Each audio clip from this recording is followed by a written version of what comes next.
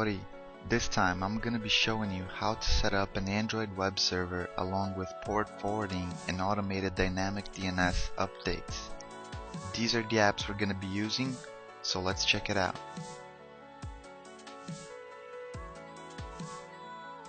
Before setting up the web server, let's take a look at how to do port forwarding from the device. You can see I have my rooted Android here running CyanogenMod. So I'm going to enable 4G and also create a wireless hotspot.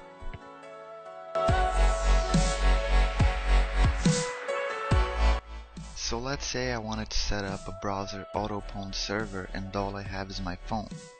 Well, on my laptop I simply connect to the hotspot I just created, start the Metasploit server, and make sure to take note of the IP address assigned to the laptop.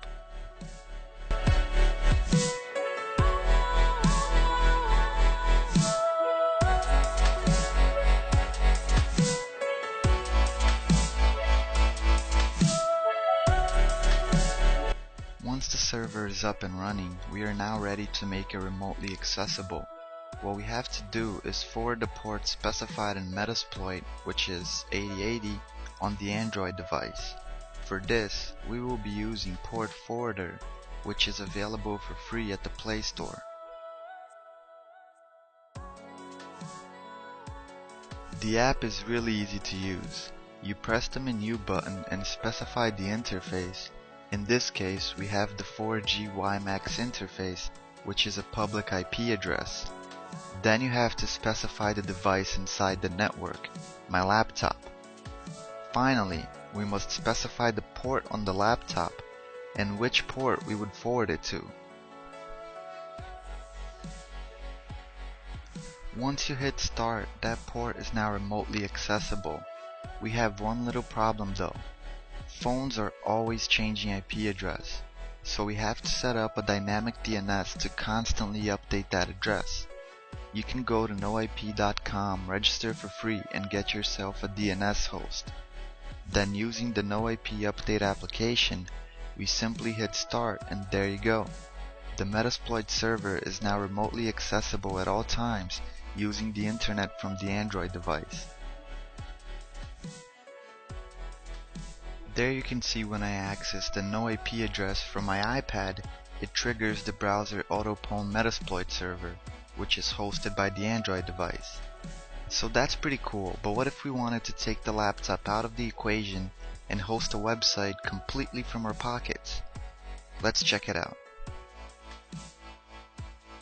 Alright, so I created a folder called htdocs to store the main page of the web server.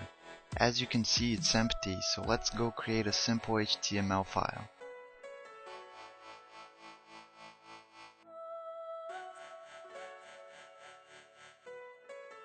Using the terminal, we go ahead and navigate into the folder I just created. Then, type the following command to create a basic Hello World HTML file. This is going to be the main page of the web server.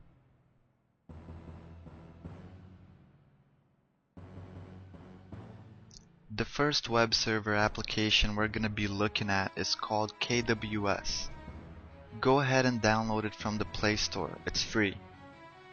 Before running the server, hit the menu button and take a look at the settings.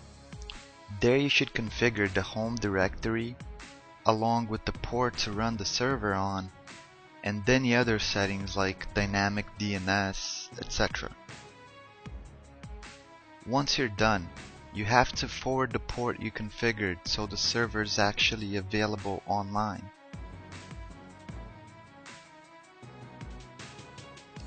Now you can see when I access the dynamic DNS, it redirects to our server and there's the Hello World HTML page we just created. That's not bad, but what if we wanted to have PHP programming and the MySQL database in there? Unfortunately, KWS doesn't support these features right now.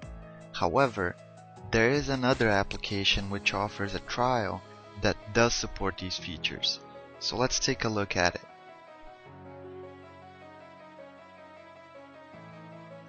This application is called KSWeb and it has a trial available at the Play Store. As soon as you launch it, it automatically starts the web server, PHP, and MySQL. Again, go ahead and configure the home directory, ports, etc. Once that's out of the way, just to show that PHP is working, let's start the terminal again. Navigate into the htdocs directory and create a basic PHP file to show us the server's PHP configuration.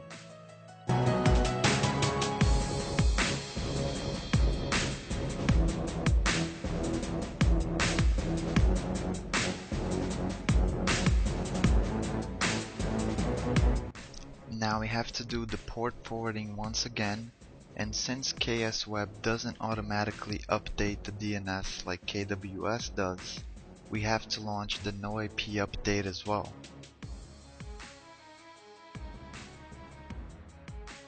Just to show you it works, when I head over to the dynamic DNS, we get the PHP configuration page. Hope you guys enjoyed the video. I still think it's pretty crazy that this is possible nowadays, and you better believe I'm gonna implement hacking techniques with rogue Android web servers in the future. But for now, peace out.